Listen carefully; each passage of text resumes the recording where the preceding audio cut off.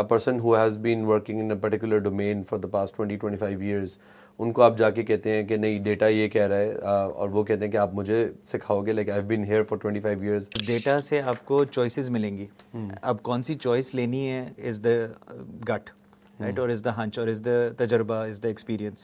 Innovation, blue ocean, putting money on the new things really pays off. The location plays a huge role in your life's trajectory, right? अगर आप कोई ऐसे शहर में हो जो grow कर रहा है, जो opportunities हैं, so it will reflect on you.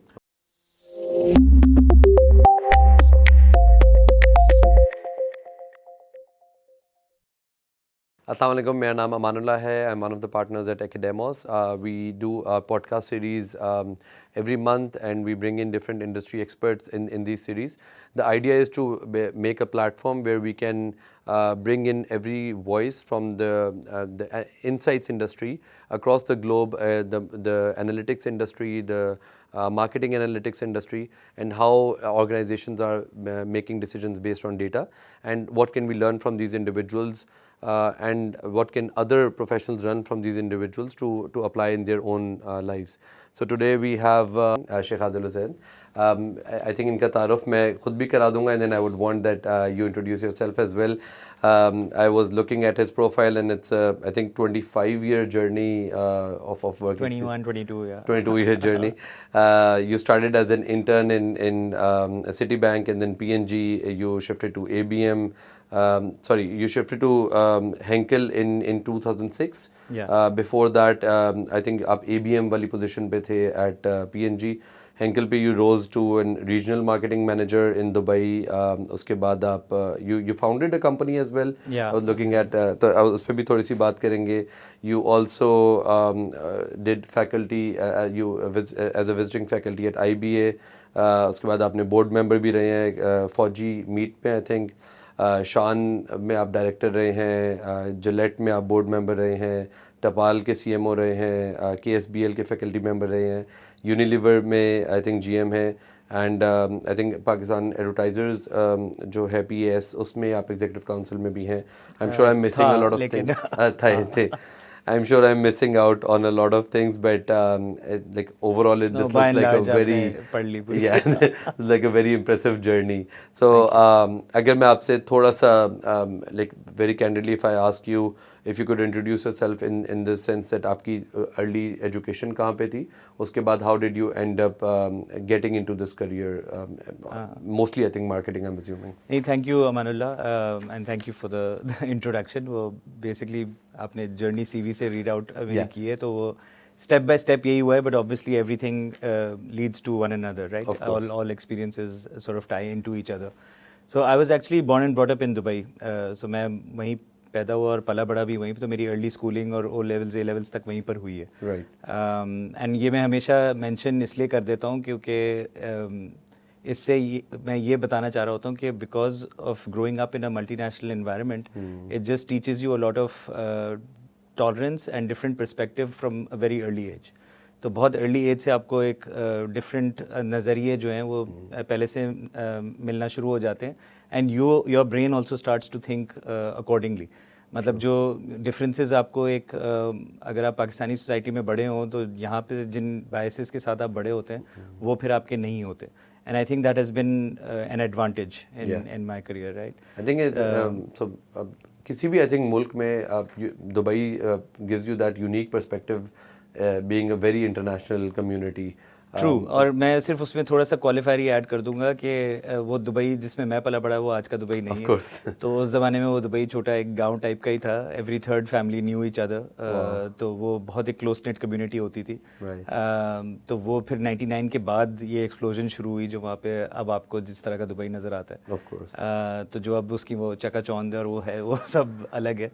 लेकिन eight that time it was still pretty sort of close net community type का एक सेटअप था वहाँ पे. तो खैर एनीवेज वहाँ पे एक इंटरनेशनल स्कूल में मेरी स्कूलिंग हुई. ओ ए लेवल्स मैंने कंप्लीट किया जैसे मैंने आपको बताया. सो बड़े मल्टीनेशनल मेरे क्लासमेट्स होते थे. I grew up with Indians, with Britishers, with Greek, with Filipinos and many different nationalities, right? So that already gives you a lot of different like I said perspectives early on. I came back to Karachi because of IBA, so IBA से मेरा bachelors और masters हुआ था. I got into that. I think उस वक्त I don't think my parents could have afforded कि मैं कहीं और जाता पढ़ने, तो उन्होंने कहा यही नेक्स्ट बेस्ट चीज़ है. तो thankfully I got into IBA and did my 4 years over there. उस वक्त 4 साल में मास्टर्स हो जाता था. 3 साल का बैचलर्स ऑनर्स का होता था और 1 साल मास्टर्स का हो जाता था. Really?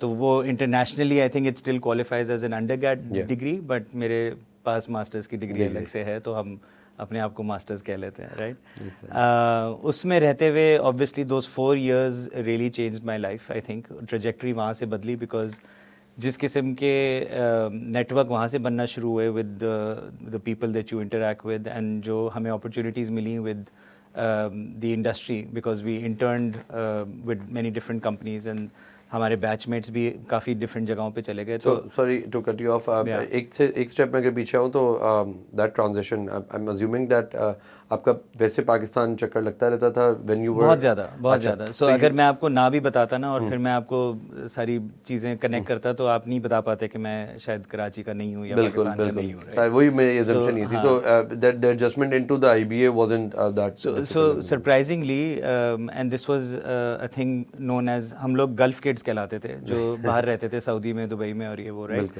और हम जैसे ही 17-18 साल के होते थे तो एक वीज़े का प्रॉब्लम आ जाता था. उस वक्त वहाँ पे इतनी अच्छी यूनिवर्सिटीज़ नहीं थी, और वहाँ अगर होती थी तो लोग सिर्फ इसलिए एडमिशन लेते थे कि वीज़ा मिल जाते थे एक साल के.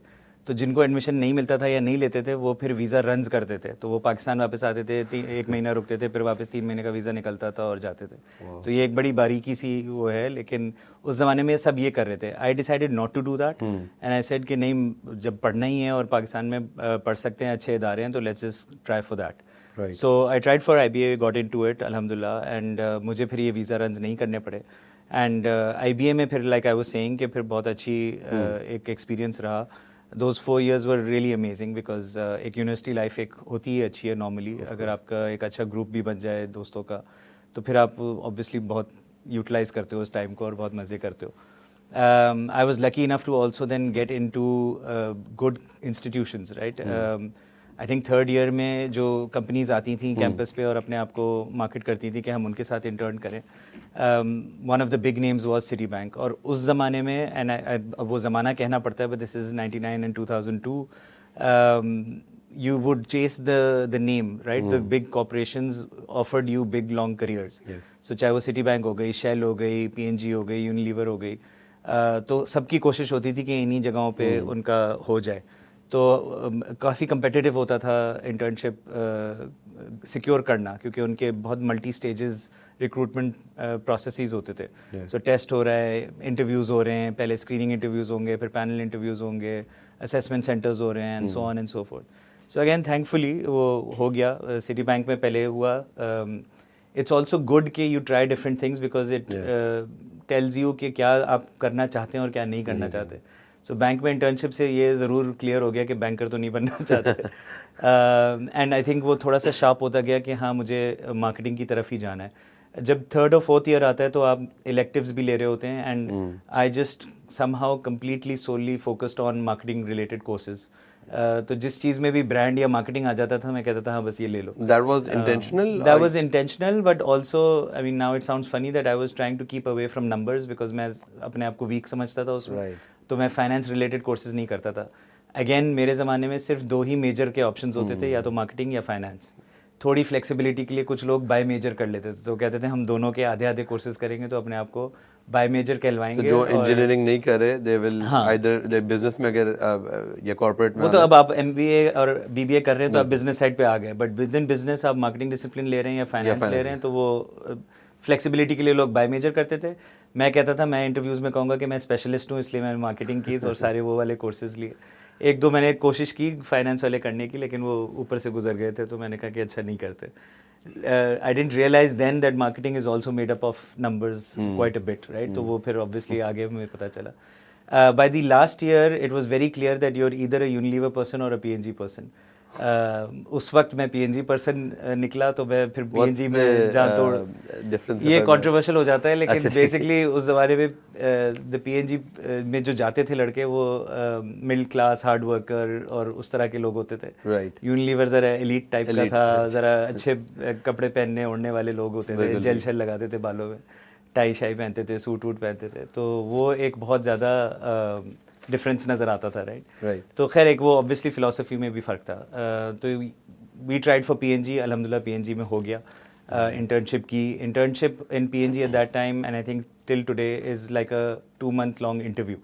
तो वो उसमें फिर आपको जज करते हैं कि you know are you good enough और नॉट। उधर भी इन्वायरमेंट बहुत ज़बरदस्त मिला। I mean we found at that time the whole management committee was made up of, I think, almost entirely of internationals. So you had people from, you know, Chile, Russia, Europe, Germany, Holland वगैरह के लोग जो हैं वो उनकी management committee में थे। सो जो जनरल मैनेजर था वो जर्मन था, जो सेल्स हेड था वो आई थिंक चिली का था and then replace by a Dutch guy. PR की जो हेड थी वो चेक रिपब्लिक की थी, मेरी बॉस जो थी वो रशिया से आई हुई थी। So it was a full international community and you got a lot of exposure from international professionals And very this was early on. based in Karachi. This was, they were all living in Karachi, Wow. right? So वो ज़माना इस वक्त थोड़ा सा अलग था। अब unimaginable आप लगता सोचें है। तो वो शायद एक आध कंपनी का कोई ऐसे ही एक है। आधा फॉरेनर यहाँ पर होगा। True. So that gave a lot of Exposure. exposure as well early on. वो ख़त्म हुई तो उस वक्त उनके पास immediately vacancy नहीं थी। 6 months after I was graduating, तो वो ऑफ़र तो होती है या recommended for hire होता है, लेकिन वो कहते हैं it's based on vacancy. So वो फिर अभी नहीं थी, तो then I had to obviously shop for other jobs. तो वो फिर मैंने एक दो जगह और गया before PNG finally came calling, I think 3 months after I graduated. And then I obviously took it because I really enjoyed my time there. And the first 3 years of my career then I spent there as an ABM on Pampers, which was my first brand. And Vicks VapoRub अगर आपको पता हो कि वो काफ़ी मशहूर है। 2 brands मुझे मिली थी। And PNG basically is probably the best university for learning brand management. तो वो आपको ब्रांड बिल्डिंग फंडामेंटल सिखा देते हैं। और वहाँ मैंने, क्योंकि मैं एक we call it a conversion category, उस ज़माने में डिस्पोजेबल डाइपर्स की पेनिट्रेशन पाकिस्तान में मेरे ख्याल में कोई 1.3% थी। यानी कि ज़्यादातर बच्चे जो हैं वो क्लॉथ नैपीज़ में होते थे, डिस्पोजेबल डाइपर्स में नहीं होते थे। So this was a conversion category way you are educating mothers कि भाई आप क्लॉथ नैपीज़ के बजाय डिस्पोजेबल डाइपर्स यूज़ करें और उसमें पैम्पर्स सबसे अच्छा है। So that is a different type of sort of marketing journey or a building journey, right? So there was a lot of consumer research involved, and I think शुरू में ही इतना ज़्यादा कंज्यूमर के साथ टाइम गुजारा उन पहले 3 साल में कि that really became a part of my sort of training के यार अगर कुछ भी सॉल्व करनी है ना प्रॉब्लम, तो कंज्यूमर से बात करना बहुत ज़रूरी है। तो लोगों से बात करना बहुत ज़रूरी है। एंड ये दोनों ब्रांड्स में था। मतलब विक्स के लिए हमें ऐसे वर्बेटम्स मिलते थे कि इसकी स्मेल ऐसी है कि लगता है ये तो दरख्त से तोड़ा है, कि दरख्त से डायरेक्ट तोड़ रहे हैं, इतना नेचुरल इसकी हमें स्मेल लगती है। तो इसी तरह के बहुत सारे मतलब हमें इंसाइट्स मिलते थे और उनको फिर हम convert करते थे into either our communication campaigns or turning them into activities also that we used to do. Also because it was conversion, it was very necessary to educate people, and education is best done one-on-one. And PNG was very big on doing these on ground direct to consumer activities. तो एक होता था hospital education programme, वो 12 महीने चलता था। तो जो बर्थ्स हो रही थी हॉस्पिटल्स में उन मदर्स को सैम्पल्स देना और लिटरेचर देना। फिर एक 6 मंथ का हम लोग Pampers baby care mobile clinic चलाते थे, विच वाज दिस वैन जो जाती थी मोहल्लों में, और फिर वो लड़कियां जाके नॉक करती थी ऑन डोर, अगर आपके घर में 2 साल या उससे कम उम्र का बच्चा है तो हमारे साथ एक डॉक्टर हैं या लेडी हेल्थ वर्कर हैं जो फ्री मेडिकल चेकअप देंगी। फिर वो आते थे वो वैन में, ऑल ऑफ दोज थिंग्स। सो उसकी निटिग्रिटी में घुसना, उसकी कॉस्ट पर ड्रॉप्स देखना, उसको उस प्रोग्राम को एडवांस करना और उसमें टेक्नोलॉजिकल चीज़ें लेकर आना, that was something that I used to be involved in. And again very early on, spending 60-65% of the budget on direct to consumer rather than on TV gave me a completely different training than maybe what my colleagues were getting on sort of hair care brands or on beauty brands or on even on detergents and home care and so on. So आपको सही मानों में जिस तरह brand build करनी होती है ना, या कैटेगरी बिल्ड करनी होती है किसी मुल्क में, वो PNG ने सिखाया। And they would have a lot of patience. तो वो दिहाइयाँ लगा देते हैं किसी भी मार्केट को डेवलप करने में, और उनके पास वो प्लेबुक ऑलरेडी है मौजूद, बिकॉज वो ऑलरेडी बहुत सारी मार्केट्स में यही कर चुके होते हैं. सो दे हैव दैट कन्विक्शन कि it will work, right. And I think it was working and बहुत अच्छा चल भी रहा था. वो तो हमारे यहाँ चीपीज़ आ जाते हैं फ़ॉरेन, और मलेशिया से इंपोर्ट, चाइना से इंपोर्ट, और ये वो तो obviously inflation and people affordability is a big deal. तो वो overall as a नहीं हो category, सका, बट I'm overall assuming. As a category उसको बनाना और लोगों को वो आदत लगाना, I think PNG played a huge role over there. उसके बाद मुझे एक्चुअली दुबई में एक चांस मिल गया था वापस जाने का. Dubai, like I said, was my second home. मेरी आज तक वहाँ पे बहुत ज़्यादा एक्सटेंडेड फैमिली है. सो ऑब्वियसली हेंकल के साथ जब मुझे फिर वो मौका मिला तो आई टुक दैट. और दिरहम में कमाना किसको बुरा लगता है. तो मैं चला गया and I went as an SBM over there. So ABM से सीनियर ब्रांड मैनेजर चला गया था. But Henkel was a place that taught me actual business management, या sort of portfolio steering. So, sorry to cut you off here. How difficult or easy was it as working in Pakistan, getting a job outside? I think that's a आजकल के time पे it's a very relevant question. People are trying to get jobs outside of Pakistan while working here. So was it very easy at that time? Was it also because of your exposure to the Dubai market? So अगर उस process पे भी आप थोड़ा सा I think so relatively easier था, लेकिन इतना भी नहीं आसान था. And I think अभी भी वो रूट बहुत आई थिंक वायबल है, जो कि उस ज़माने में भी था कि if you are here working for a blue chip MNC company, तो उसी के थ्रू आप जाएं. कि वो आपको सॉर्ट ऑफ सेकंडमेंट कर दे या असाइनमेंट दे दे किसी और बाहर के मुल्क में, तो वो बेस्ट पॉसिबल वे है for you to go out. Having said that, if you are also working on a blue chip MNC company, तो वो एक्सपीरियंस ग्लोबली काउंट होता है, बिकॉज दे नो कि आपकी ट्रेनिंग सही हो रही है. अच्छा, व्हाट ऑल्सो हेल्प्स इज़ कि जो हायरिंग मैनेजर वहाँ पे हो वो भी पाकिस्तानी हो. तो वो उसको पता है कि मैं अगर IBA या लम्स का पाकिस्तानी लाऊंगा तो I can expect a certain level from that person, right. मैं रगड़ा भी दे सकता हूँ, वो ले भी लेगा, ज़्यादा कंप्लेन भी नहीं करेगा, मेहनत भी कर लेगा, स्मार्ट थोड़ा सा होगा. इन इंस्टीट्यूट्स में से एक किस्म का प्रोडक्ट निकल रहा होता है.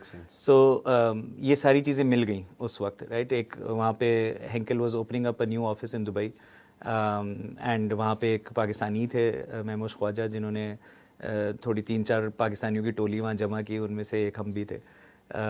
तो वो इस तरह से एक हो गया, right. So lot of right circumstances need to fall in place.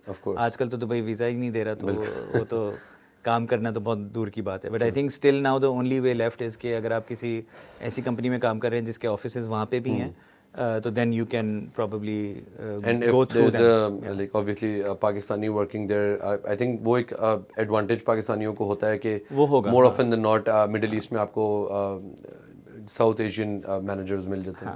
वो obviously उसमें और भी अभी आजकल के ज़माने में तो बहुत undertones चल रहे हैं. We shouldn't go there because I think वो एक खामखाई की discussion हो जाएगी. But it is getting more difficult. इसमें कोई दो राय नहीं है. बट अगर कोई बड़ी कंपनी का नाम लगा हुआ है ना, तो फिर ऑब्वियसली उनके पास तरीके होंगे एंड उनके पास ज़्यादा बेहतर कॉन्टैक्ट्स होते हैं, and they can still get people through. So ऐसा नहीं है कि लोग जा नहीं रहे, बट यस, ये बहुत कम हो गया है. So it is difficult. Right. So if you can like spend 2 minutes on the Henkel journey. Yeah, sorry, I was just coming back to it. So Henkel mein I ended up spending 10 years, and I think that's the longest I've been with any company, because and the main reason for that is कि नए challenges आते गए काफ़ी regularly, right. पहले ही जाते ही जो पहला mandate था वो 5 लोअर गल्फ कंट्रीज़ में 14 ब्रांड्स को देखना था, which was quite a huge portfolio on a very shoestring budget. तो उसमें प्रायोरिटाइजेशन करना और उसमें ये मेक श्योर करना कि जो भी आप एक्टिविटी कर रहे हैं उसका आपको बैंग फॉर द बक मिले, that was something that I learned over there. और एक्सटेंसिव हमने मार्केट मैपिंग की थी. So we did landscaping on a consumer level, on a media level, on a trade level, and तीनों को मिला के फिर हमने देखा कि अच्छा, फिर कौन सी ब्रांड्स कहाँ हम पिच करेंगे या कौन सी को एक्टिवेट करेंगे, and then we'll try to see के उससे क्या हमें निकल के मिलता है. And region was the MENAP region, I mean. Region was just the GCC countries, so just those 5-6 countries, right. थोड़े अरसे बाद. What were the products, if I may ask? So laundry and home care products थे. So Persil हो गया, Pril हो गया, DAC एक brand है जो फ्लोर क्लीनिंग वगैरह में होता है, बट और भी होम क्लीनिंग प्रोडक्ट्स उसके अंडर आते हैं. सो मेन ये 3 हम ब्रांड्स के साथ कर रहे थे वहाँ पे, एंड उनको फिर हमने एक्टिवेट किया. कुछ अरसे बाद सऊदी भी इसमें ऐड हो गया, तो 6 कंट्रीज़ हो गई. एंड एक हमने जो कॉल, उसका ऑब्वियसली क्रेडिट मुझे नहीं जाता, वो ऑब्वियसली वहाँ जो मैनेजमेंट थी उन लोगों ने फैसला किया कि एक ब्लू ओशन थिंकिंग की काफ़ी वो चली थी वेव, राइट. सो ब्लू ओशन थिंकिंग में हमने भी फिर कहा कि अच्छा हम ज़रा अप्लाई करते हैं, देखते हैं. सो हम लॉन्ड्री में जो गेम खेल रहे थे वो बहुत एक लूजिंग गेम था. उसमें P&G, यूनिलीवर बहुत बड़े जाइंट्स थे, हमारा एक छोटा सा शेयर था और हम वही पाउडर डिटर्जेंट मार्केट में खेल रहे थे और हार रहे थे. तो हमने कहा क्यों ना हम पहले बने जो लिक्विड डिटर्जेंट्स को ज़रा सीरियसली लें और इसको बनाएं ज़रा मार्केट को. So the way we did that is something of a case study in itself, and the fact that I went through it, again, it has become ingrained in me कि innovation, blue ocean, putting money on the new things really pays off. तो वो फिर एक हमेशा रहा मेरे career में कि हाँ, you should take a chance on innovations and new products. So हमने लिक्विड डिटर्जेंट्स पे किया, बट वो भी एक ज़रा डिफरेंट तरीके से किया. वो फिर हम बाद में बात कर लेंगे क्योंकि वो लंबी स्टोरी हो जाएगी. But just that then helped me get a role in the headquarters in Germany with Henkel. तो वहाँ मैंने एक इंटरनेशनल मार्केटिंग मैनेजमेंट रोल किया, तो वो 2 साल वहाँ रहा. फिर मैं वापस जब दुबई आया तो मुझे रीजनल रोल मिल गया मीना का. Now this was every market, 9 markets from I think Morocco, Algeria, all the way to Iran and everything in between. तो वो नॉर्थ अफ्रीका और उसका जो रीजन होता है वो फिर मिल गया. So again in both the international and regional roles आपकी जो कोऑर्डिनेशन होती है या डिफरेंट कंट्रीज़ के साथ इनोवेशन पाइपलाइंस को लैंड करना, मैनेज करना, that was again a different experience altogether. Of course. अच्छा, round about this time I think मैं already कुछ एक आध साल जो आखिरी रह गया था अंकल में, I was looking to come back to Pakistan. हम जैसे लोगों के लिए मेन रीज़न पेरेंट्स और उनकी हेल्थ ही बनती है. I am being the only son, the responsibility falls on me. मैंने कोशिश की अपने पेरेंट्स को वहाँ शिफ्ट करने की. आई नो सब लोग पूछेंगे कि वहीं बुला लेते, लेकिन फॉर वन रीज़न और the other it didn't work out. Again at that time it used to be easier, but the fact कि it didn't work out for me was a big sign. And then obviously एक दो और चीज़ें हुई तो फिर मैंने यही फैसला किया कि ठीक है चला जाए. तो हम पाकिस्तान आ गए. एक उस वक्त और इच होता था स्क्रैच करना, वो अपना बिज़नेस करना. तो हमने कहा कि अच्छा चलो इस मौके को इसमें भी यूज़ कर लेते हैं. सो आई एक्चुअली को founded an agency called wonder नर्फ with my sister and my brother in law. तो उसमें हमने कहा कि एक क्रिएटिव है, मैं मार्केटिंग और स्ट्रैटेजी का बंदा हूँ, एक ग्राफिक डिज़ाइनिंग में या डिजिटल में, तो ये एक तीन का अच्छा जोड़ बनता है तो हम करते हैं. It was a digital marketing agency. Sort of, right? So, but we were doing everything. So we were making our own IPs as well in terms of apps. We were giving conceptual This was 2016. This is 2016. 16-17, right? 16 के and में आया और 17 का पूरा साल हमने फिर ये किया. उस एक साल में हमने बहुत सारे प्रोजेक्ट्स किए, लेकिन उसमें हमें अंदाज़ा हो गया कि पाकिस्तान में कोई टाइम पे पैसे नहीं देता. तो cash flow was a huge thing. And मैं कुछ इस तरह कैलकुलेशन करके आया था कि I brought 2 years of kitchen money with me, जिसे कहते हैं कि मैंने कहा 2 साल में अगर कुछ भी ना कमाऊँ तो कुछ फ़र्क नहीं पड़ेगा. लेकिन ऑब्वियसली हम कुछ कमा रहे थे. बट वो एक साल के अंदर ही मुझे अंदाज़ा हो गया था कि this is probably not going to work. And फिर अपॉर्चुनिटीज़ भी आने लगती हैं. तो at that time I got an opportunity with Shan and one other company. I chose to go with Shan because it was a iconic local brand, और मैंने local brands पे अभी तक कहीं काम नहीं किया हुआ था. So I became the GM marketing for Shan, got promoted to director marketing over there. उसी दौरान मैं बोर्ड क्वालिफिकेशन एक होती है वो मैंने की, और फिर I was able to get on the board for Gillette and Fauji meat limited as well. Board पे जब मैं दूसरे साइड पे बैठा और शान में मैं बोर्ड को प्रेजेंट करता था, तो दोनों साइड वाला एक्सपीरियंस अगेन बहुत ज़बरदस्त था. आपको दोनों तरफ से फिर एक लर्निंग मिल जाती है कि कैसे कंपनी चलानी है और कैसे वो सवाल पूछने हैं जो अकाउंटेबिलिटी ड्राइव करें. So that was a great experience. And शान में मैंने एक और चीज़ सॉर्ट ऑफ डिस्कवर की कि I really had a passion for working with young talent and developing them and nurturing them. तो फिर मेरा ये एक थोड़ा सा साइड शुरू हो गया जहाँ मैंने बहुत सारी वर्कशॉप्स देना शुरू कर दी on finding your purpose, culture building, high performance team building. इन चीज़ों पे फिर मैंने बहुत ज़रा फोकस करना शुरू किया. हाथ अपना मैं साफ़ कर रहा था, शान वालों के साथ ही मैं करता रहता था. Which is, I'm assuming, you leading to the faculty positions. वो तो मैंने जब मैं अपना काम कर रहा था तो मैं वो भी कर रहा था. सो मैंने IBA में पढ़ाना एक सेमेस्टर पढ़ाया था मैंने, फॉल सेमेस्टर ब्रांड मैनेजमेंट. जब आप अपना काम करते हैं आपको अंदाज़ा होता है कि आपको 3-4 जगह हाथ पांव मारने पड़ते हैं, और तब भी आप शायद 1/3 कमा रहे हो जो आप एक कॉर्पोरेट जॉब में कमाएं. तो उस वक्त हम हर चीज़ कर रहे थे, राइट. सो वो मैंने उस वक्त एक किया था. कमिंग बैक टू शान, देन ऑब्वियसली मैंने बैक एंड पे हम लोगों ने बहुत काम किया पोर्टफोलियो पे. शूप नूडल्स हमने खड़े किए. और टीम के साथ बहुत अच्छा काम किया. एंड एक अच्छी टीम बन गई थी, एक अच्छा माहौल बन गया था. I think the management team at that time was amazing as well. We were all in sync. एक लोकल कंपनी में when you get that and when you get the freedom to work and operate from the ownership, तो फिर एक बहुत अच्छा magical combination बन जाता है. सो शान के वो 3-3.5 साल बहुत अच्छे थे. I think we achieved quite a bit in terms of business results, in terms of employ branding, in terms of awards और रिकग्निशन जो हमें मिल रही थी फॉर आवर वर्क, वो बहुत अच्छा था. अच्छा, इसके दौरान भी टपाल मेरे पास आ रहा था, but I was saying no, and then towards the end वो फिर 2-3 दफ़ा कुछ ज़्यादा ही हो गया था. तो फिर when I finally said yes, तो टपाल एक सीएमओ पोजीशन ऑफर कर रहा था. Eight that time I was aggressively looking at कि अच्छा मेरा नेक्स्ट स्टेप क्या होना चाहिए एंड आई शुड प्रोग्रेस, क्योंकि अब आहिस्ता आहिस्ता मेरे साल एज मार्केटिंग हेड गुजरे चले जा रहे थे और मैं बस मुख्तलिफ कंपनियों में मार्केटिंग हेड का ही काम कर रहा था. तो मैंने उनसे कहा कि भाई मुझे आप बताएं आप एक्स्ट्रा क्या ऑफ़र कर रहे हैं, चाहे हम बेच लेंगे, उसमें मसला नहीं है, और क्या कर रहे हैं. तो उन्होंने कहा डाइवर्सिफिकेशन एंड ऑब्वियसली एक्विजिशन और इन चीज़ों पे हम काम करेंगे. तो उन चीज़ों पे भी फिर हमने काम किया एंड साल सवा साल गुजरा. उस पर बहुत ज़्यादा हेडवे नहीं हो सका, ऑब्वियसली हर जगह वेज ऑफ वर्किंग थोड़े डिफरेंट होते हैं, बट हम करते रहते, कोई ऐसा मसला नहीं था. उधर हमने पीएसएल के साथ बड़े काम किए, यू नो पीसीबी के रिप्रेजेंटेटिव होते हैं ट्रांस ग्रुप, उनके साथ हमने मल्टी ईयर डील साइन की. तो स्पोर्ट्स मार्केटिंग का हमने काफ़ी, मुझे एक एक्सपोजर वहाँ पे मिला. एंड यू नो चाय जैसे एवरीडे कंजम्पशन कैटेगरी में उसको हमेशा टॉप ऑफ माइंड रखना या उसकी फ्रीक्वेंसी बिल्ड करना, उसकी भी हमने काफ़ी एक्सपेरिमेंट्स किए. So that was also a good experience. Again, team building and again all those things were coming. और वो चलता रहता, लेकिन फिर यूनिलीवर आ गया, right? And यूनिलीवर का name is too big to ignore. Yeah. And they offered a director position on one of their biggest portfolios, which was hair care. And after a little bit of to and fro, मैं जाके आमिर पराचा से भी मिला, and वो ऐसी शख्सियत हैं कि वो कभी लोगों को ना इंस्पायर करें, right? So इंस्पायर्ड हम पहले से थे, उनके बारे में सुना हुआ था, जानते थे. तो obviously then I said okay, let's take this leap as well. Alhamdulillah, now it's been almost more than 2.5 years I've been with Unilever. And I've progressed from the marketing director to now general manager for the entire beauty and well-being. सब उसमें hair care और skin care भी होता है.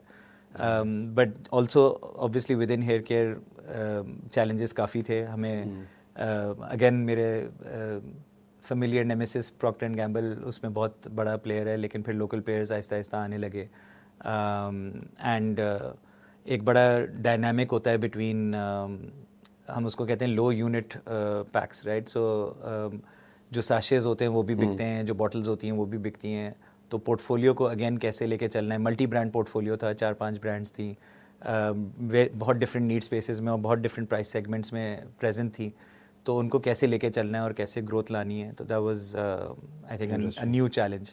Again वहाँ पे team का moral थोड़ा सा डाउन था जब मैं आया, उसको बिल्ड करना, उसको वापस एक उस पे लेकर आना, पूरे यूनिट को साथ लेकर आना.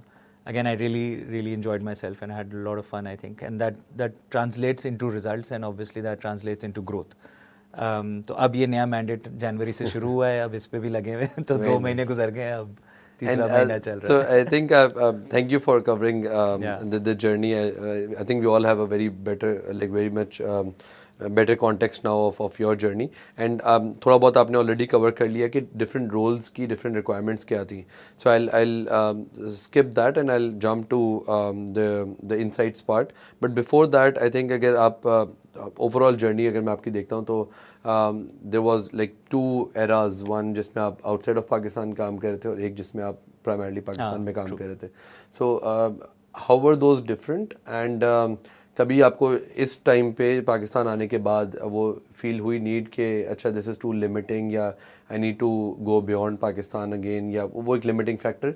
ऑब्वियसली देयर पर्सनल सिचुएशन हर किसी की डिफरेंट होती है, but professionally did you feel that need to like this Yeah, I did. So actually very good question and I think again very pertinent for these times, right? I think मैं जब वापस आया था तो yes एक personal circumstance था, but उस वक्त again we were also swept up in this whole wave of a new Pakistan and you know जो सारी उस वक्त वेव एक चल रही थी, हम उनमें से हैं जो फ्लाइटें पकड़ के वापस आके वोट डालते थे. तो हम उससे भी बहुत ज़्यादा इन्फ्लुएंस हुए हुए थे.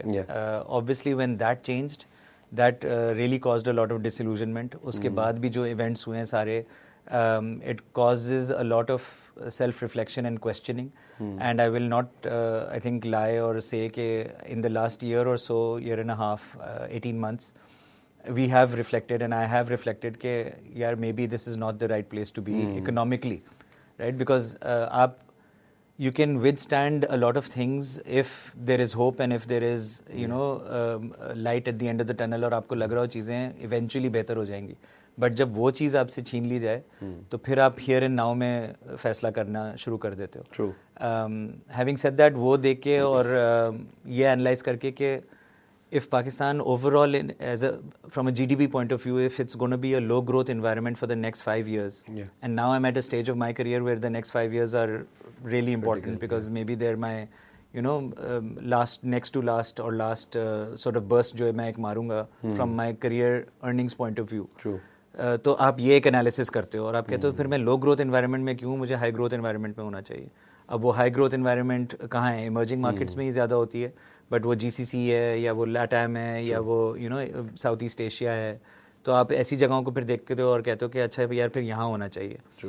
तो maybe you will maximize it. तो इस तरह सोचा ज़रूर, लेकिन फिर वो अल्हम्दुलिल्लाह यहाँ पे ही ग्रोथ मिल गई और एक अपॉर्चुनिटी मिल गई. And then you sort of recalibrate and say okay ठीक है, अगर यहाँ पे the needs are being met and you are able to still provide a good standard of living, so you can still have the end goal but you work towards it. So ये तो this is one perspective and I would go I think one step beyond कि अगर एक ऐसा भी है जो भी career start कर रहा है, he or she is looking at 30 years 40 years of career, वो भी I think आप decide इसी basis पे करते हो कि अच्छा are we at least on the right trajectory. बेशक 20 साल का उसमें टाइम लगेगा, तो अगर आपको वही नज़र ना आए तो उस पॉइंट पे भी शायद फैसला मुश्किल हो जाता है. you choose a market where you can grow for the next 20 years. I think and we'll mention कि किन को अभी आजकल पढ़ना भी चाहिए और फॉलो करना चाहिए. स्कॉट गैलोवे को मैं बहुत ज़्यादा फॉलो करता हूँ और उसने एक बुक लिखी हुई थी Algebra of Wealth and I wish I had read that book 20 years earlier, right? So वो एक बहुत इंपॉर्टेंट बात करता है कि the location plays a huge role in your life's trajectory, right? अगर आप कोई ऐसे शहर में हो जो ग्रो कर रहा है, जो अपॉर्चुनिटीज़ हैं, so it will reflect on you. मतलब मेरा भी जो ट्रेजेक्ट्री है, अगर मैं एक ग्रोइंग कंपनी का हिस्सा ना बनता जब वो बिल्कुल स्टार्ट कर रही थी अपनी ग्रोथ जर्नी, तो कंपनी के साथ मेरी ग्रोथ भी ना होती. कि मैं अगर SBM से मार्केटिंग डायरेक्टर बन गया एक इंटरनेशनल कंपनी के एक रीजन का एट द एज ऑफ 31-32, वो नहीं होता अगर मैं उस टाइम पे ना घुसता उनके साथ. तो ये इसमें मेरा कमाल नहीं है, इसमें टाइमिंग का कमाल है, राइट? तो अब वो मैंने चूज़ किया था नहीं, मैं the only advice I adhere to was my mother's who, जब PNG में अच्छा करियर चल रहा है, PNG कौन छोड़ता है 3 साल के बाद, कौन छोड़ता है PNG is a 20 year plus company, right? 20-30 years लोग गुजारते हैं वहाँ. तो मैंने जब वो पूछा तो मुझे अम्मी ने कहा हरकत में बरकत होती है बेटा, तो देख लो. And I was like okay, that has stuck with me and that's why my career has not been जो मेरे शायद कुछ पीयर्स का रहा है जहाँ उन्होंने 20-20, 25-25 साल एक जगह गुजार दी. And I have like really sort of been around here and there. तो वो करना बहुत ज़रूरी होता है and location plays a huge role in terms of. But इसका आई थिंक जो दूसरा पहलू है, या just playing the devil's advocate, अगर आप एक इदारे में हैं और पाकिस्तान की कॉन्टेक्स्ट में एज़ कम्पेयर टू दुबई, तो शायद आपकी कंस्ट्रेंट्स ज़्यादा हों प्रोफेशनली, आप क्या कर सकते हैं क्या नहीं कर सकते. वहाँ पे you don't have that probably that diversified of a team, that high budgets. तो उसमें रह के would you say that there is this one argument that you become more creative, you become more like ठीक है जिसको आपकी resourceful हो जाते हैं आप ज़्यादा. तो if you compare that with Dubai, so would you agree to this statement कि वहाँ पे थोड़ा सा देखिए, what I'll say to that is कि both experiences are necessary, right? So try and get both. कोई मुझसे कहता है ना बाहर जाने, मैं कहा जाएं, ज़रूर जाएं. वो एक ज़माना होता था जहाँ मैं बहुत एडवोकेट करता था पैशनेटली कि नहीं, you have to come back, you have to give back and everything. वो सब अपनी जगह है, बट हर एक्सपीरियंस की वैल्यू भी अपनी जगह है. So working in a multinational versus working in a local, working in Pakistan versus working abroad, both have their pros and cons and both are beneficial because उन सारी चीज़ों से आप लर्न ही करते हैं. And they make you a richer person, right? Because you not richer in money, they make you richer in terms of your personal growth. And आपके perspectives कितने खुलते हैं. I think as individuals, me, my wife, the rest of the family, we've gone through immense change personally कि हम दुनिया को कैसे देखते हैं, हम अपने फैमिली अफेयर्स कैसे डील करते हैं, just because we have been on this journey. True. So ये बहुत ज़रूरी है. No, I think that resonates with me a lot कि जब आप चेंज करते हैं चीज़ें then you fall as well, but then you learn. वो लर्निंग आपको कहीं और से कभी ना मिलती है. अगर so I think I skip to the decision making part a bit. तो आपने काफ़ी ज़्यादा इदारों का एक्सपोजर लिया, geographies का exposure लिया. I would like to understand how does decision making vary across these boundaries, across these organizations. तो अगर आप थोड़ा सा उस पर shed some light on how people make decisions in different organizations. Yeah, again in my field, marketing, right, it has been based on, and this is across companies and across markets, based on research. So उस वक्त तक let's say real time data या इस तरह की ज़्यादा नहीं आई थी.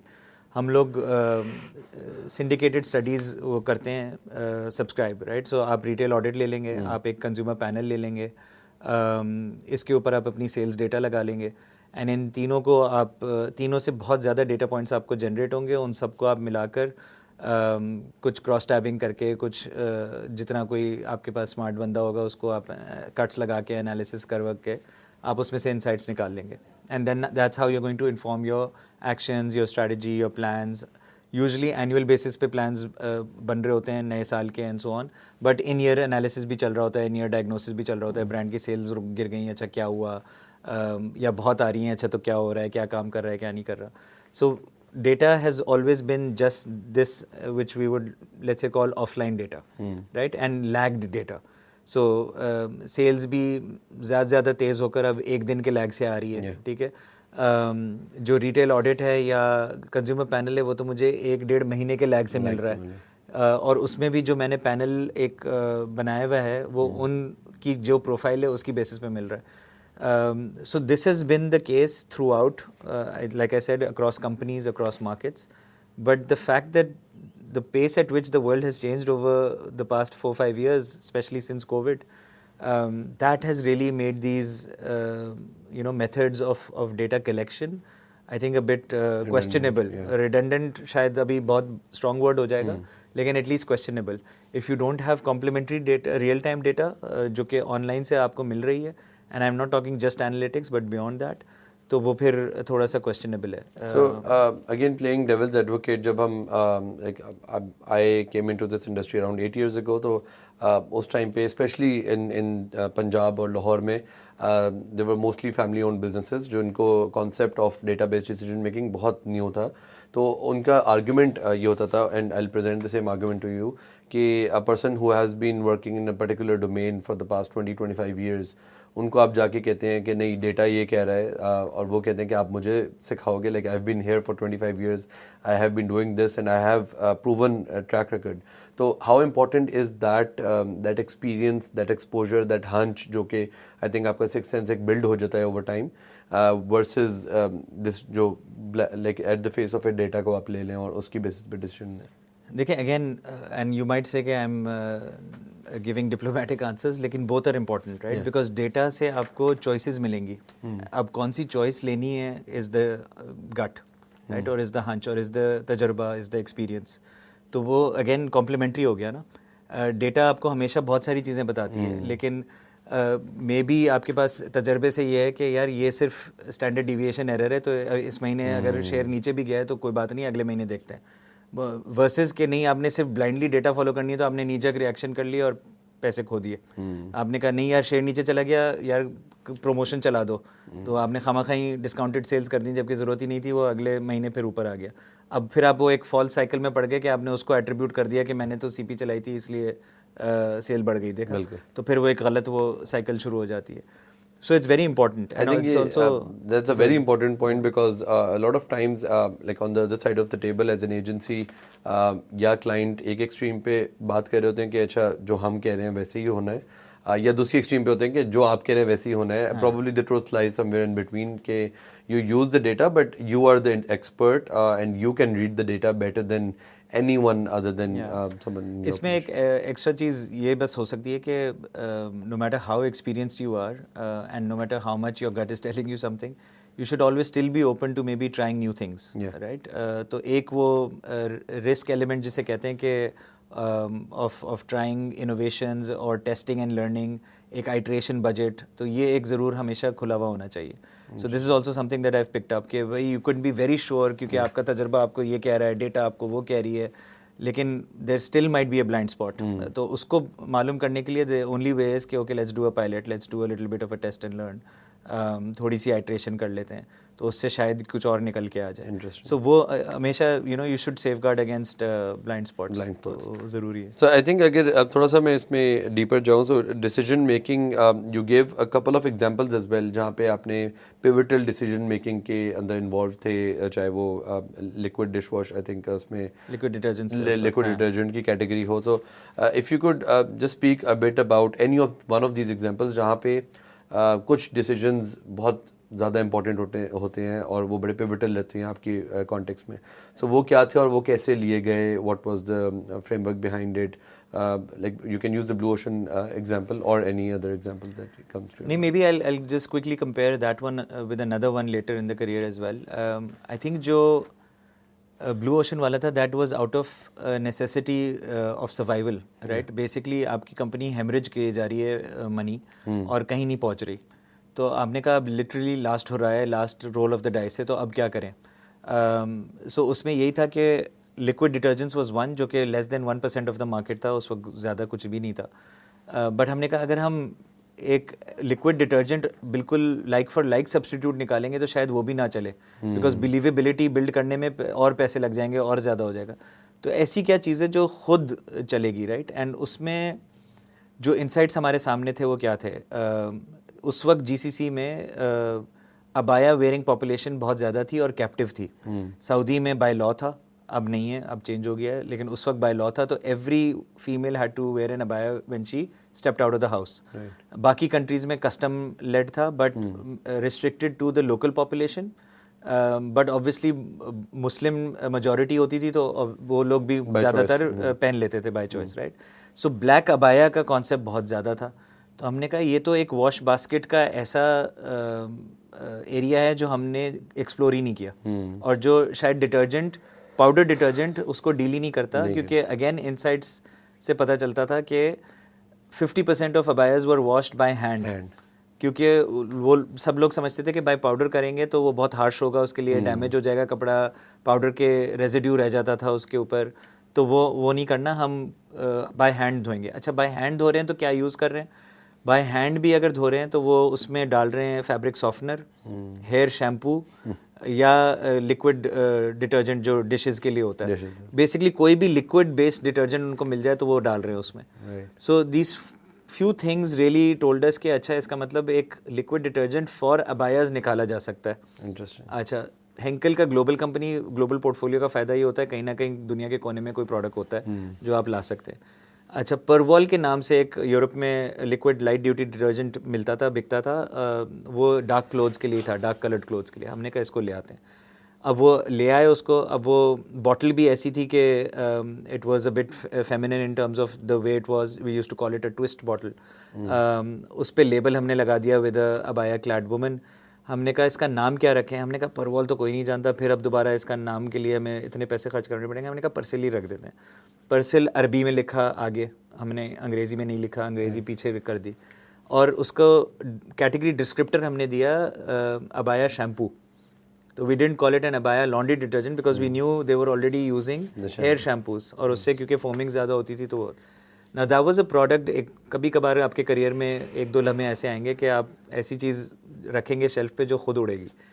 This thing started flying off the shelf by itself. The minute we kept it on the shelf it started flying.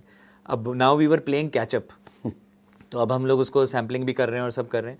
But I think some decisions we really took early on is कि हमने कहा अच्छा, ये तो blue ocean product में था या उसके मिक्स में था, we will do it across the end to end. मतलब हम उसकी मार्केटिंग में भी डिफरेंट करेंगे, इसको एज अ डिटर्जेंट बेचेंगे ही नहीं. तो we started really marketing it as a fashion product, right. उसको फैशन से लिंक करने लगे. तो हमने फ़ौरन एक जो वहाँ पे लग्जरी अबाया टाइप के रिटेल आउटलेट्स होते थे बड़े, उनसे एंडोर्समेंट्स ले ली और फिर उनका एंडोर्समेंट छापने लगे लेबल पे. हमने अबाया फैशन पुलिस निकाल ली, तो हम जो BAs होती थी या ब्रांड एम्बेसडर्स जिसको कहते हैं, हमने उनकी जगह अबाया पुलिस खड़ी कर दी. तो वो एक काला मीटर लेके खड़े होते थे कि आपका काला वाकई काला है कि नहीं, is the black really black, and then if it's not तो ये लें हमारा नया प्रोडक्ट और इसको ट्राई करें, सैम्पल करें. सो उससे फिर वो इतना वर्ड ऑफ माउथ उसका बढ़ता रहा. फिर हमने एक रियलिटी टीवी शो कर दिया उस ज़माने में, जिस वॉज अबाया डिज़ाइनर्स को हम पकड़ते थे, तो स्टूडेंट्स से लाते थे, बड़े बड़े अबाया फैशन डिज़ाइनर्स को जज बनाते थे, और उनसे फिर हमने वही जो उस ज़माने में एक रियलिटी शो का वो था.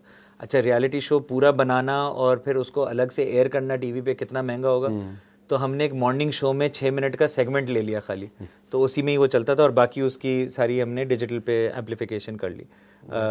तो वो उसका फाइनल फिनाले हम करते थे बुर्ज खलीफा के अरमानी होटल में एक रैंप बना के. तो बिल्कुल ही उसकी जो लिंक्स थे ना, आप ये देख रहे हैं जो ब्रांड वर्ल्ड मैंने अभी आपके सामने खींची है इसका, वो कहीं से उसका लॉन्ड्री डिटर्जेंट से ताल्लुक नहीं है, जबकि वो कर क्या रहा है, वो सिर्फ एक अबाया से दाग धो रहा है, राइट. लेकिन हमने ट्रू मीनिंग ब्लू ओशन को आपने करेक्ट. सो और हमने टाइप्स किए सोरोफ्स्की क्रिस्टल के साथ, तो इसके साथ उसके साथ, you know, all fashion related cues that we were trying to build over there. So that was again an example where literally this then changed the fate of the company. ये हमने किया, हमने एक दो और चीज़ें की दूसरी कैटेगरीज में, तो जहाँ एक कंपनी लिटरली एक आधा SKU पे डिपेंडेंट होती थी, became a 3 brand company. And that's why the company grew, and obviously the people who were involved at that time grew with it. I think एक और बहुत important example was at शान, जब हमें कहा कि मसाले तो बिकते हैं, हमें एक दूसरा कैटेगरी चाहिए, मतलब वरना फिर हम सिर्फ एक वन ट्रिक पोनी होंगे. तो शूप नूडल्स इनके पास एक होता था, 2012 से चल रहा था, लेकिन बिल्कुल ही 1-2% ब्रांड का शेयर, कुछ भी नहीं, शेयर का ब्रांड था, कुछ भी नहीं करता था. तो हमने अगेन डेटा में डीप डाइव किया और हमने देखा कि जो मेन कंपेटिटर है, जो अभी वाली मेरी कंपनी का है नॉर, वो कोई 80-90 शेयर का ब्रांड है, लेकिन वो बहुत ही एक डिस्टिंक्ट एज ग्रुप को टारगेट करता है.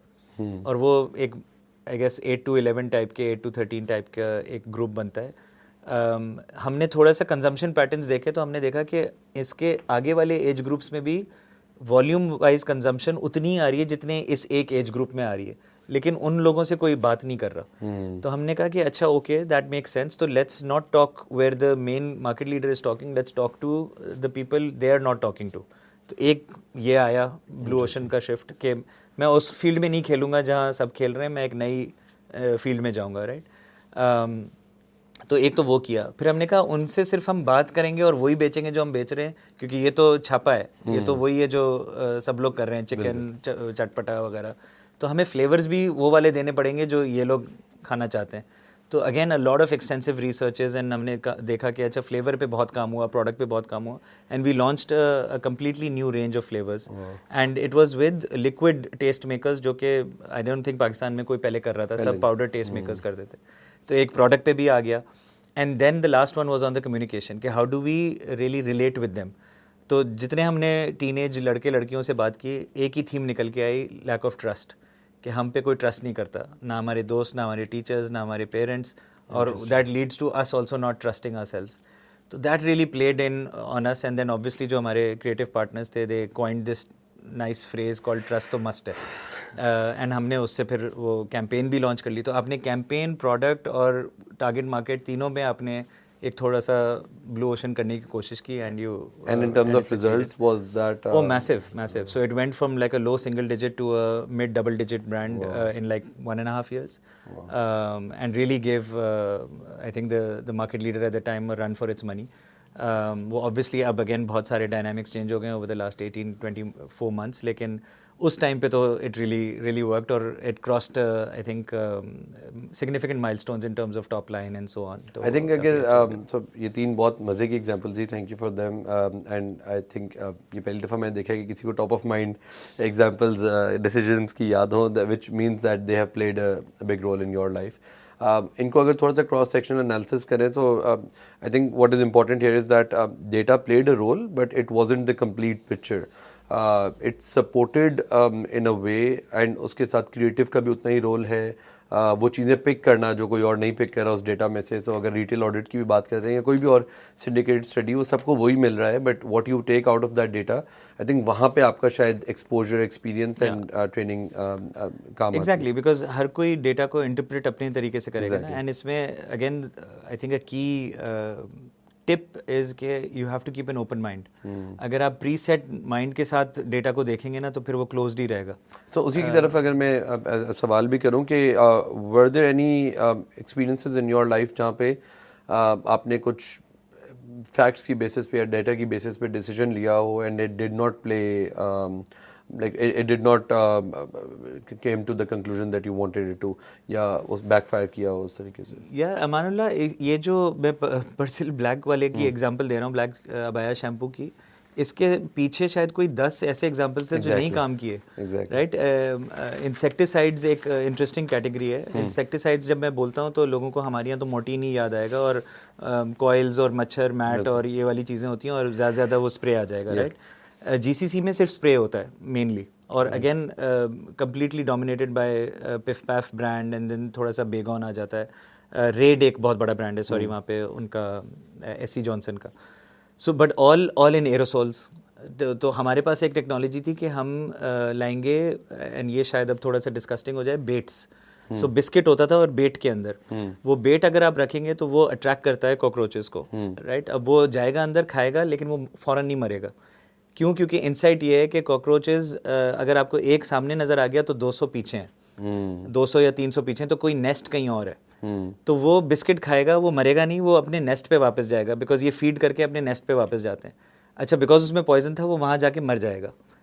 Another insight is that cockroaches eat the corpses of other cockroaches. तो वो दूसरे भी खाएंगे. अब वो जब सब खाएंगे तो सबको जहर आ जाएगा, तो सब मरेंगे.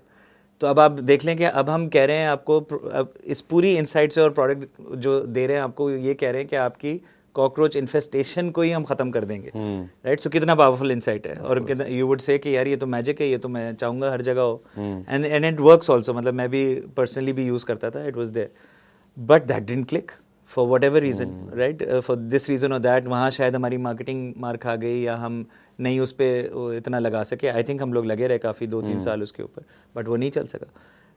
इस तरह की मैं 3-4-5 और एग्जांपल्स आपको दे सकता हूँ जो चीज़ें हमने ट्राई की और हमें लगता था कि हाँ ये तो अब बेहतरीन है, ये अब नेक्स्ट स्टेज है या नेक्स्ट एवोल्यूशन है कैटेगरी का, बट वो नहीं चली फॉर वन रीज़न और दी अदर. बट हम ट्राई करते रहे. द पॉइंट इज़ कि आप 10 चीज़ें ट्राई करेंगे ना, उसमें 1 या 2 चल गई, वो सबके आंसू पोंछ देंगी, क्योंकि वो ऐसा चलेंगी कि वो फिर सुपर हिट होंगी. सो आई थिंक यहाँ पे थोड़ा सा ग्रे एरिया आ जाता है कि where to prioritize. जब आप decision making कर रहे हैं as a company, you can either choose this venture or that venture, this product or that product. तो अगर आप decision making वाले ओहदे पे हैं, to choose whether to invest more time on this or to just let it go and find something else. I think वो बहुत एक nuanced area है जो it's very difficult to accept defeat कि अच्छा this is not working, I should move on, या फिर to keep trying and making it work maybe. And very rightly said. So हर इसमें मैं हमेशा कहता हूँ हर इनोवेशन का टाइम होता है. राइट. हो सकता है आपने कोई चीज़ 5 साल पहले ट्राई की हो, उस वक्त नहीं चली हो, लेकिन आज वही चीज़ चल जाएगी बिल्कुल एज इज़. आप कुछ चेंज नहीं करेंगे, दोबारा लॉन्च करते हैं, वो चल जाएगी, और आप कहेंगे यार पहले क्या था, पहले क्या मसला था. राइट. सो हर चीज़ का एक टाइम होता है. दूसरा, it's very important to keep an eye out for early wins. अगर आपको वो अर्ली विंस नज़र आ रही हैं and you isolate the structural issues और आपको लगे कि हाँ ये काम कर रहा है, तो फिर then you should stick with it. But अगर आपको लगे कि नहीं, इवन अगर मैं स्ट्रक्चरल इशूज़ भी हटा दूं तब भी इसमें वो दम नहीं है, then you need to take a call quickly, because you need, it's all a game of allocating resources. Right. Having said that, जो मैं पहले बात कर रहा था, you have to have an appetite to try. अगर आप नई चीज़ें ट्राई नहीं करेंगे तो आपको वो लर्निंग्स ही नहीं मिलेंगी जिससे आपका ये मसल बिल्ड हो सके कि अच्छा कब कॉल लेनी होती है या कितना ट्राई करें. To summarise, you keep experimenting and keep trying things. और अगेन वो आप जब छोटे से शुरू करते हैं, स्ट्रक्चरल साइड पे रख के, if it is showing some promise, then you invest more. And then you scale. I think I'll come to the insights industry a bit more broadly. So अगर आप पाकिस्तान की and मिडल ईस्ट की भी अगर आप insight industry को देखें, मेरा ये take है इस पे, I might be wrong, that for the past 20-25 years till COVID, things were being done in a very similar manner. Something that was working perhaps इस वजह से, और काफ़ी टाइम लगा वो iterations करके, बट उसके बाद एक बहुत बड़ी डिस्ट्रप्शन आई है with AI, with LLM, with what not, real time analytics आपके फ़ोन से आ रहे हैं. सो अगर आप थोड़ा सा इसको डायग्नोज करें प्री कोविड या pre this shift, what were the good things and what were the limiting things in your career, probably जो आपका early 10-15 years थे, and what are the things that we should now be doing as an industry in Pakistan? तो phase 1 पे अगर पहले comment हाँ नहीं, again I think good question. And it sounds like I'm a dinosaur, but I think we've seen a lot of transition in the 20 years that I've been working. I think when I started, हमें कुछ reports literally printouts मिलते थे, pages आते थे from the agencies. Verbatims हमें booklets के हिसाब से मिलते थे और हम एक एक verbatim यूँ scale रख के पढ़ रहे होते थे.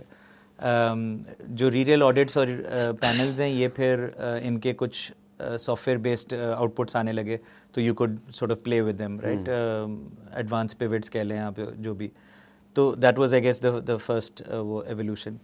थोड़ा सा और आगे बढ़े, 5-6 साल गुजरे, 10 साल गुजरे, तो ये डैशबोर्ड्स का बड़ा चक्कर शुरू हो गया, राइट. सो ये पावर BI और जो आज तक चल रहा है थोड़ा सा, लेकिन बेसिकली वो ये था कि जो ये 3-4 डिफरेंट सोर्सेज ऑफ डेटा है, इनको एक जगह करके मैं एक स्क्रीन पे कैसे आपको दिखा दूं for ease of decision making. और इस पे बहुत लोगों ने बहुत ऑब्वियसली पैसा बनाया, लेकिन dashboarding was the main thing, right. और ये आई थिंक रही है काफ़ी अरसे, बट उसमें बहुत इश्यूज थे. सो 4-5 सोर्सेज से अगर डेटा आ रहा है, तो एक तो is it talking the same language, उसको क्लीन करना, एक ही उसमें लाना, फिर उसको उसकी वेरासिटी को वेरीफाई करना कि एक्यूरेसी है कि नहीं है. फिर आपके एक बंदे के पास कुछ नंबर आ रहा है, आपके पास कुछ नंबर आ रहा है, राइट. तो वो बहुत इश्यूज थे. आप कि वेरिफिकेशन में ही टाइम लग जाता था वर्सेस कि मैं कुछ एक्शन ले लूँ इसके ऊपर, राइट. तो ये एक बड़ा मसला रहा उसके साथ. So in my opinion it never really took off. तो वो यही होता था कि आप वो 3-4 अलग अलग ही देख रहे होते थे चीज़ें, और फिर मैन्युअली एनालिसिस वगैरह रन कर रहे होते थे. कुछ I am being unfair may be if I से कि बिल्कुल ही काम नहीं किया, बट कुछ कंपनीज में होप आई थिंक कर भी गया होगा. But yes, now you're right कि with the advent of AI, this is changing quite a bit. एक तो what it promises you is if you can set up the right sort of LLM, and if you can feed it the right data consistently enough, it will learn and it will adapt from it and take it forward. So you have to be very careful with it, right? Because AI की application हमारी fields में बहुत different levels पे और उस पे stages पे हो सकती है. The main one that we are even as a company exploring right now is towards the I think insights, content generation, and maybe assets और content वगैरह बनाने के एरिया पे या एंड पे, राइट. और इस पे मैं थोड़ा सा एक्सपैंड कर लूँगा, बट वहाँ पे हो रही है. Where it's not coming in right now is the data analysis bit, जहाँ पे again it could be going from a descriptive to a prescriptive stage, कि वो आपको पूरे प्लान ही बना के दे दे, या बता दे कि अच्छा मैं देख रहा हूँ आपकी हिस्ट्री के हिसाब से ये अब होने वाला है या ये हो रहा है, तो अब आगे ये हो जाएगा, तो ये कर लो, राइट. तो ये अभी यहाँ नहीं पहुँचे और यहाँ जा भी नहीं रहे, अभी फ़िलहाल एक्सप्लोर कर भी नहीं रहे. कहीं हेडक्वार्टर्स में कोई काम हो रहा है किसी बंद कमरे में, तो आई एम नॉट श्योर, बट अभी वो रोल आउट उस तरह से नहीं हुआ है, राइट. जहाँ रोल आउट हुआ है वो towards the like I said insight generation, content generation, और उस साइड पे आया है. सो जो हमारी कंटेंट प्रोडक्शन कॉस्ट्स थी, those are the first area where we are looking at in terms of deploying tools and synergizing and really bringing the cost down. एक और एरिया जो अभी बिल्कुल हल्का फुल्का वर्क हो रहा है, but I think will explore, is the insight generation. And that's interesting because if you can feed in your consumer profile and all the historical data that you have on that profile, तो and give them the model the data कि भाई इस तरह के इतने लोग हैं पाकिस्तान में, and then therefore build those virtual let's say consumers, and then आप वहाँ से सवाल पूछने लगे. And that has उसके use cases already आए में कुछ low levels पे, right. So वो अगर स्केल अप हो गया ना, तो देन आई एम सीइंग कि जो रेवोल्यूशनाइज होगा वो होगा data collection and insight generation की फील्ड्स. कि क्या आपको एक्चुअल रियल लोगों के पास जाने की ज़रूरत भी रह जाएगी या नहीं रह जाएगी. अगर आपने सही से प्रोफाइलिंग पकड़ ली और उनके वेज ऑफ थिंकिंग और वो पकड़ लिए, तो जो रीजनिंग वाला मॉडल है अगर वो आपने सही वाला यूज़ कर लिया, तो वो इनसाइट्स फिर आप उसने अपने चैटबॉट एजेंट से ही पूछ रहे होगे. तो आप ChatGPT का अगर एजेंट बनाया हुआ है और आपने उसको सब फीड किया हुआ है, तो आप उसी से पूछ रहे होगे कि अच्छा now if I give you this new product, how does it look, would you buy it, does this packaging look nice. So probably वो decisions जो आप प्रोफाइल पढ़ के ले रहे होते थे एज अ ब्रांड मैनेजर, अब आप वो मैं प्रोफाइल पढ़ के नहीं ले रहा होता था, मैं उन प्रोफाइल के 50 लोगों को जमा करता था, उनके साथ बात करता था घंटा घंटा। मैं फिर फोकस ग्रुप्स पूरे मुल्क में करता था। मैं थोड़ी सी ट्रैवल कॉस्ट बचा ली थी तो मैं ऑनलाइन वर्चुअली कर रहा होता था, लेकिन I would talk to everybody. Now I am not talking to real consumers, right? और I am saying is it will convert into virtual agents, persona of the consumer.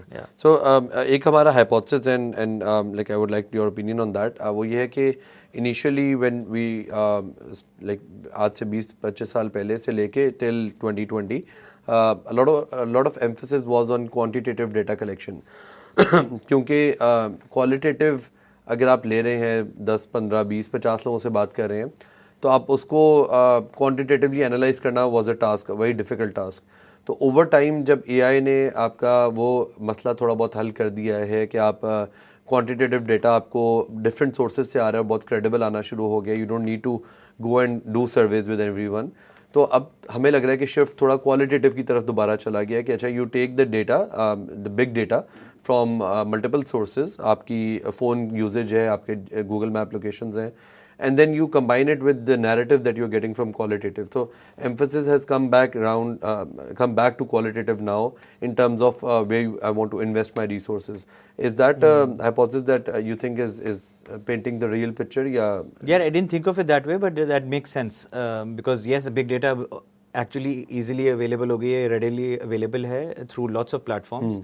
लेकिन अब उसमें nuance डालना और real consumers की thought process समझना could be the edge. So I can see the sense in the hypothesis, but I haven't thought of it that way. Right. So yeah, could be possible. And like एक जो सबसे बड़ा challenge हमें नज़र आता है as researchers in this industry is data credibility. कि जब आप क्वांटिटेटिव डेटा कलेक्ट करना है, मोस्टली जो हमने आके देखा, and we were very outsiders, we haven't worked in any agency before starting the company, so हमें रियलाइज़ हुआ कि एंड में वही सुपरवाइजर्स हैं, वही इन्यूमरेटर्स हैं जो हर कोई शेयर कर रहा है, and they are smart people, everyone is a smart person and they find ways to minimize their effort. So did you face any data credibility, data quality issues when making this decision? How do you overcome those, at least in the traditional sense? अब तो I think ball game ही बिल्कुल change हो गई। नहीं, अब तो change हो गई है, and I think isolated incidents हमेशा रहे हैं। There were many instances जब हम focus groups या in-home visits के लिए जाते थे, and we could pick in the first 2 minutes के this was a planted person or this was a repeat person or whatever. तो वो with experience you sort of pick it up, right? कुछ data breaches हमारे inside partners ही पकड़ लेते थे, तो जो हमारे साथ ही काम करते हैं, तो वो लोग हाईलाइट कर लेते थे और कहते थे नहीं ये कुछ गड़बड़ है, हम अभी देख रहे हैं, चेक कर रहे हैं, and you know you sort of cover it up. लेकिन दे वुड नो कि हाँ कुछ मसला है। So once you been in it long enough then you can pick it up. So thankfully ऐसा नहीं हुआ कि कोई डिसीजन कर लिया और फिर हमने बाद में रेट्रोस्पेक्ट में पता चला कि डेटा ही गलत थी। ऐसा नहीं हुआ, अल्लाह का शुक्र है। लेकिन हाँ, during the process there have been instances where we have been able to. I think my second last question and then I will come to the guidance bit is where do you see the future of insights या marketing analytics को अगर आप देखें तो ऐसी कौन सी चीज़ें हैं जो शायद दुनिया में हो रही हैं, हमें अप्लाई करनी चाहिए, या दुनिया में भी नहीं हो रही but we should start thinking about them? I will give you one example. हमने जो अभी रिसेंटली ट्राई किया वो again the qualitative data that we are getting from social listening, उसको LLM यूज़ करके क्वान्टिफाई करना और एनालाइज करना कि अगर एक ने जुमला लिख दिया है कि your server was down, I don't like bank Alfalah या बैंक मीज़ान बैंक या कोई भी बैंक, तो उसको पहले क्वालिटेटिवली पढ़ते थे, but now you can use LLMs to quantify that data and analyse it for you. I think एक ये हमें लगा कि जहाँ पे हमें जाने की ज़रूरत है। एक आपने एग्जांपल दी कि personas of consumers and then talking to them and making decision. तो आर देयर एनी एरियाज जहाँ पे आपको लगता है कि the infrastructure of the industry is limiting the organisations right now and the industry should sort of like आप अपनी game ऊपर करने की उनको ज़रूरत है? It is. तो देखें, द टू बिगेस्ट जो FMCG इंडस्ट्री में हमेशा रहा है, the two biggest sources of data have always been retail audit and consumer panel, right? और उससे क्या आपको पता चलता था? Retail audit was at the point of sale मेरा शेयर क्या है, एंड कंज्यूमर पैनल में आपको consumption levels and penetration levels, new users, lapse users, इस तरह की चीज़ें पता चलती थी at a home level. So consumption level data मिल रही है और रिटेल लेवल डेटा मिल रही है। सबसे बड़ा मेरा जो पेन पॉइंट रहा है या चैलेंज रहा है इसके with the advent of technology why has this process not been automated and why have we not made the journey from lag to real time more quicker and still today we are not able to do it, right? So why can't we have a consumer in the shop या किसी को हमने merchandiser को higher किया हुआ है तो वही हमें बता दे कि शेयर कितना है स्टैंडिंग रियल टाइम पंच इन करके या तस्वीर लेके इमेज स्कैनिंग के थ्रू या व्हाटएवर। कंज्यूमर पैनल भी वो अपनी ग्रोसरी को ही इमेज ले ले और वो फिर स्कैन हो जाए और सारी चीज़ें हमें पता चल जाएं कि अच्छा इसकी पैंट्री डेटा क्या कह रही है, राइट? और उस तरह की चीज़ें। So why have we not been able to make that real time and why has technology not been able to do that? That's number one. Number two, मैंने वही जिस तरह आपसे बात की, in my experience for example हमारा सबसे बड़ा काम होता था एक TVC बनाना। वो खैर चलो अब और ख़त्म होता चला जा रहा है, लेकिन एक TVC बनाने की एक अगर सही जर्नी है ना तो वो ये है कि भाई आप सबसे पहले जाके कॉल्स करेंगे, कॉल्स में आप इंसाइट्स जनरेट करेंगे, इंसाइट्स जब बहुत सारे जनरेट हो जाएंगे तो आप उनको इंसाइट स्टेटमेंट्स में कन्वर्ट करके आपस में फिर आप उनसे कॉन्सेप्ट्स निकालेंगे। उन कॉन्सेप्ट्स को फिर आप डालेंगे कॉन्सेप्ट स्क्रीनर में। कॉन्सेप्ट स्क्रीनर से जब टॉप 2 या टॉप 1 आ जाएगा तो उस पर आप बनाएंगे big idea story board. Story board से फिर आप या तो अगर आपके पास एनिमेटिक्स की फैसिलिटी है तो वो बना के टेस्टिंग करेंगे। उसमें जो निकल के आएगा उसको फिर आप प्री प्रोडक्शन करवा के एक्चुअल शूट करेंगे और ऐड बनेगा, राइट? और ये टेस्टेड ऐड की बात हो रही है। अच्छा, ये this is if everything goes okay, this I have described a 6 to 8 month process to you. If everything goes okay, ये कभी कभार साल डेढ़ पे भी जाती है बात। This can become a matter of weeks or even days if you apply all the AI tools that are available today. All the ones that are available today and at a fraction of the cost. Right? So इसका जब at scale implementation शुरू हो जाएगी तो आपको वो जो आप मुझसे पूछ रहे हैं कि कहाँ जाता है, तो for me that is the most extreme case जो मैं एक चीज़ पे अप्लाई कर रहा हूँ, राइट? वो ये मैंने रिसर्च की to develop a comms, but that same research can be used for you know getting feedback on new packaging, getting feedback on new product, getting feedback on new variants, on anything.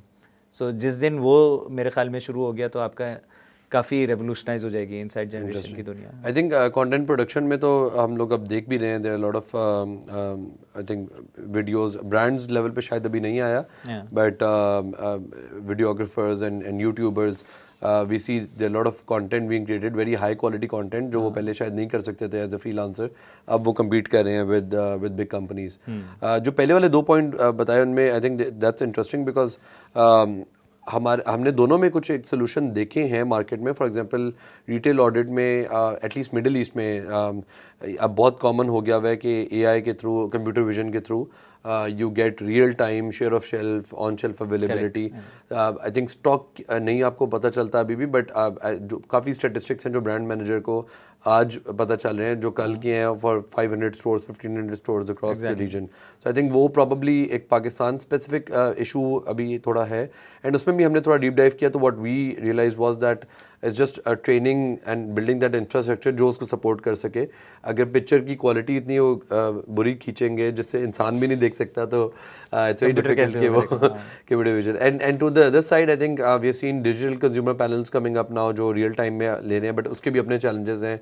I think मेरा थोड़ा background training industry से भी है। What we have seen is that we try to take everything digital, but the value of human to human interaction still stays somehow. तो अगर आप probably सब कुछ डिजिटल पे शिफ्ट कर देंगे and you don't talk to the consumers, probably that will create its own challenges perhaps. No true, and we shouldn't take that out, but the point is के अगर आप आज 8-9 महीने के प्रोसेस को 4 हफ्ते में कर सकते हैं एंड देन उसमें मैं 1-2 हफ्ते लगा लूँ बात करने में जस्ट टू वेरीफाई, तो then that shouldn't be a big problem, of course. So वो असल पेन वो है कि उस टाइम को कोलैप्स करना है जो अभी लगता है। आई थिंक आपका काफ़ी टाइम ले लिया, so I just spend 2 more minutes on this। So there are lot of people, and again जैसे मैं शुरू होने से पहले आपसे बात कर रहा था कि I haven't met a single person जिन्होंने इनसाइट इंडस्ट्री में बाय चॉइस आए हों। मोस्टली वो या मार्केटिंग पढ़ते हैं या बिजनेस या कुछ और पढ़ेंगे, and then they get an internship और job in Nielsen, Kantar, Ipsos या कंज्यूमर इनसाइट्स में, and then they realise oh this is interesting, let's pursue this. Business analytics startups के बाद से अब एक एरिया शुरू हो गया है, AI इंजीनियर्स बन गए हुए हैं, बट कंज्यूमर इंसाइट्स का या मार्केटिंग एनालिटिक्स का प्रॉब्ली बैचलर्स लेवल पे आपको नहीं पता होता कि ये भी एक करियर पाथ है. So I would like your opinion and also suggestion for people जो अभी शायद डिसाइड करना चाह रहे हैं कि मैं इसमें आऊँ या ना आऊँ. So what can you tell them that will help them make that decision in a easier manner? Okay, how do I decide कि is this for me or not? देखें अगेन हमारे कॉन्टेक्स्ट पे थोड़ा सा ये डिफरेंट हो जाता है, right. If you talk about pure interest of the field, तो इट्स इंपॉर्टेंट टू अंडरस्टैंड उसमें है क्या. If you are interested in human behaviour, in psychological studies, if you're interested in analytics, in data and those kinds of things, and models and frameworks, तो then insights is a great word.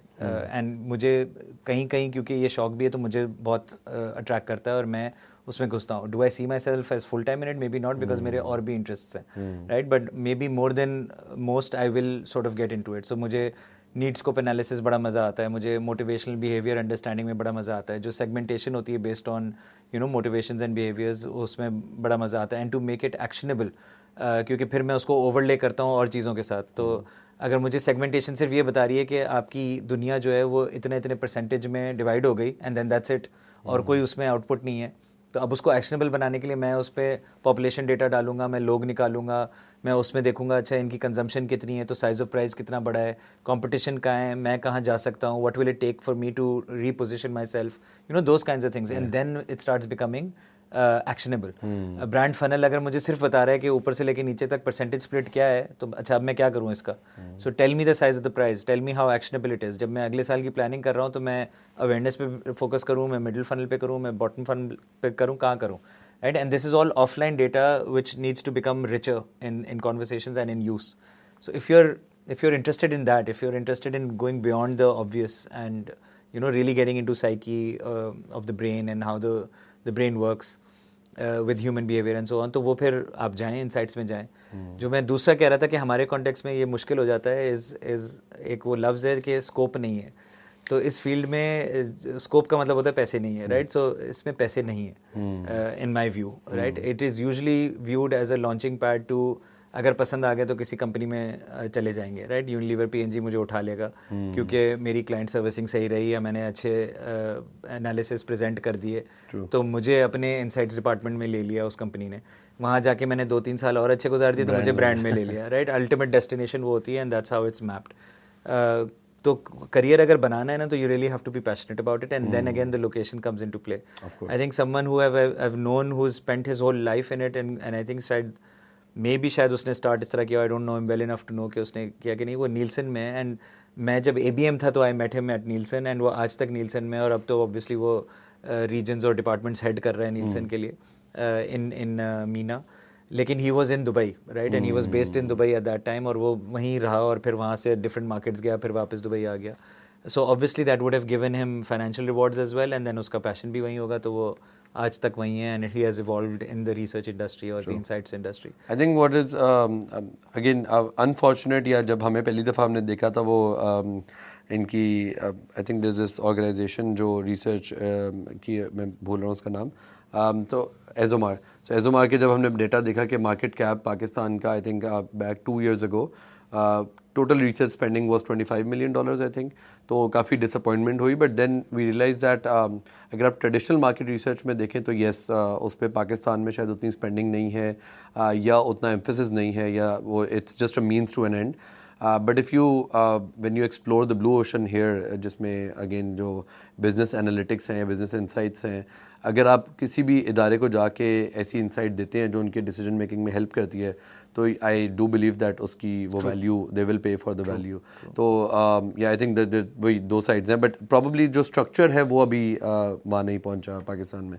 I think last question, are there any books, influencers, resources जो आप recommend करना चाहेंगे अभी भी अगर top of mind हो, and इसके बाद भी I take them from you and post them as well. नहीं, I think if you are in the field of marketing and उसमें डेटा और उसकी एनालिटिक्स से भी रिलेटेड है, but I think Byron Sharp is someone you can't ignore in these times. हालांकि उसने जो हाउ ब्रांड्स ग्रो बुक लिखी थी, उसको अब टाइम हो गया है और अब उसके भी रिफ्यूटिंग वाले लोग निकल आए, लेकिन उसने कॉटलर को रिफ्यूट किया था, तो हम तो कॉटलर पढ़ के बड़े हुए थे, लेकिन फिर जब हमने ये पढ़ा हमने कहा अच्छा जो पढ़ा था वो अनलर्न करना है और नया लर्न करना है.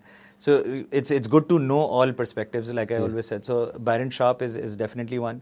Mark Ritson is another maverick professor. वो बहुत चीज़ें सिंप्लीफाई करके बता देता है. स्कॉट गैलोवे का नाम मैंने पहले लिया था. विद इन मार्केटिंग आपके जो बायरन शार्प के साथ एक जेनी रोमेनिक होती है, को ऑथर थी उस पर, लेकिन उसने ब्रांड डिस्टिंक्टिव एसेट्स के ऊपर लिखा हुआ है. That's a great way to build brands. But इन लोगों ने बहुत एम्पेरिकल एविडेंस के थ्रू बैक किया हुआ है अपनी फाइंडिंग्स को. Les Binet and Peter Fields हैं जिन्होंने मीडिया की साइड को बहुत अच्छे से एक्सप्लेन किया हुआ है, and they came up with a nice research paper called the long and short of it, जो कि came up with a rule के you need to take long term brand building and short term plans together, and the budget split should be 60-40 in favor of the long term brand building, or companies that do this are more likely to be successful and grow their sales and so on and so forth.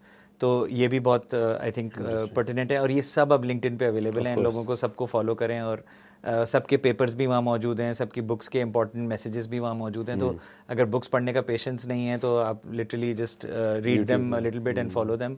YouTube पे summaries देख लें. ब्लिंकिस्ट type की apps हैं, उन पे खुलासे आ जाते हैं, वो सुन लें. अगर पढ़ नहीं रहे तो बहुत अब ईजी हो गया है फॉलो करना. स्कॉट गैलोवे मैंने पहले नाम लिया था, उसको फॉलो कर लें. So get as many perspectives as possible.